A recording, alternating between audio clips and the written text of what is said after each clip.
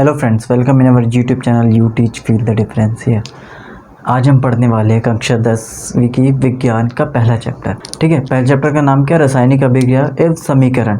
तो मन में एक सवाल आता है कि रासायनिक अभिक्रिया है क्या, कैसे होती है, क्यों होती है, हमें क्यों पढ़ना है। ठीक है, तो रासायनिक अभिक्रिया जानने के लिए हमें जानना पड़ेगा रासायनिक परिवर्तन। रासायनिक परिवर्तन क्या होता है, रासायनिक परिवर्तन में क्या क्या हो सकता है। जैसे कि आप रासायनिक परिवर्तन आपने कभी देखा है, और देखा भी होगा तो आपको पता नहीं होगा। रासायनिक परिवर्तन हमारे दैनिक जीवन में लगातार घट रहा होता है। हम कहीं भी जाएं, आसपास हमारे रासायनिक अभिक्रियाएं हो रही है, रासायनिक परिवर्तन हो रहे हैं। जैसे कि अभी खाना जो पाचन हो रहा है, हमारी शरीर में खाने का पाचन हो रहा है ना, भोजन पच रहा है, वो क्या है? वो रासायनिक अभिक्रिया है। ठीक है, रासायनिक परिवर्तन हो रहा है। लोहे में जंग लगना रासायनिक परिवर्तन है। ये सारी चीज़ें क्या है? रासायनिक परिवर्तन में आता है। ये सारे रासायनिक परिवर्तन है, और रासायनिक परिवर्तनों को पहचाना भी जा सकता है। जैसे कि जब रासायनिक परिवर्तन होगा तो वहाँ क्या क्या बदलाव आ सकते हैं, उसके रंग में, उसके रूप में। ठीक है, या तो वो कोई गैस छोड़ सकता है, ठीक है, या वहाँ से गैस निकल रही होगी, या उसके तापमान में क्या होगी, या वृद्धि होगी। ठीक है, ये क्या है? रासायनिक परिवर्तन के कुछ लक्षण हैं। और भौतिक परिवर्तन क्या क्या हो सकता है? भौतिक परिवर्तन में जो द्रव, ठोस और गैस है, इसमें क्या आता है? बदलाव आता है। ये इसका बदलाव हम कह सकते हैं कि ये भौतिक बदलाव है। और रासायनिक परिवर्तन कैसा होता है, जो मैंने पहले बताया।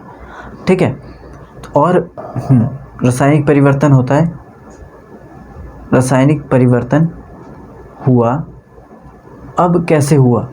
तो रासायनिक अभिक्रिया हुई। अभिक्रिया को हम कैसे लिखते हैं पता नहीं, ठीक है पता कर लेंगे अभी लिख के।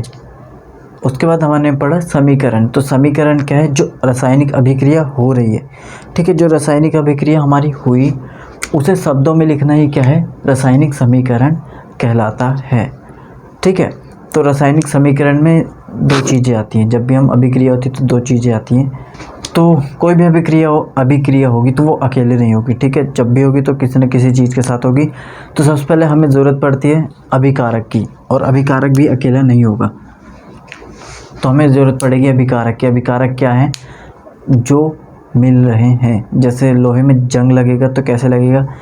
हमें लोहा भी चाहिए और पानी भी चाहिए। ठीक है, जब ये दोनों मिलेंगे तभी क्या होगा? जंग लगेगा। और जो जंग लगा हुआ लोहा है वो हमारा क्या है? उत्पाद। वो क्या है? हमारा उत्पाद। और ये क्या है? हमारे अभिकारक।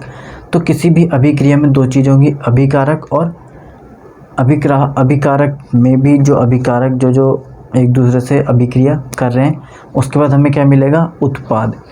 ठीक है, तो ये था। अब हमने देखा है कि जैसे हम अगर मान लें ये H और O2 मिलके क्या बनाएगा?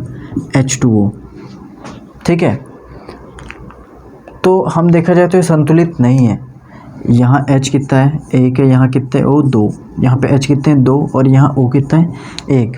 तो क्या इसके अणु संतुलित है? नहीं, बिल्कुल भी नहीं। तो हमें इसे संतुलित करना पड़ेगा। ठीक है, और इसे संतुलित क्यों करना पड़ेगा? क्योंकि जितना हमने दिया है उतना हमें मिलना भी चाहिए। अगर हमने जितना दिया है उतना नहीं मिलेगा तो ये संतुलित नहीं है। और पृथ्वी में और ब्रह्मांड को क्या पसंद है? संतुलन। आपको अपनी ज़िंदगी में क्या पसंद है? संतुलन। वैसे इन्हें भी क्या पसंद है? संतुलन। तो संतुलन होना चाहिए। अब संतुलन कैसे होगा, कैसे कर सकते हैं, ये हम पढ़ेंगे अगली वीडियो में। ठीक है, तब तक के लिए हमारे साथ जुड़े रहिए ऐसे ही। और अगर आप जो हमारे चैनल पर नए हैं तो सब्सक्राइब ज़रूर कर दीजिए, और लाइक भी कर दीजिए, और शेयर भी कर दीजिए अपने दोस्तों के साथ। Thanks for watching. मिलते हैं नेक्स्ट वीडियो में, तब तक के लिए जय हिंद। ख्याल रखिए अपना और अपने घर वालों का।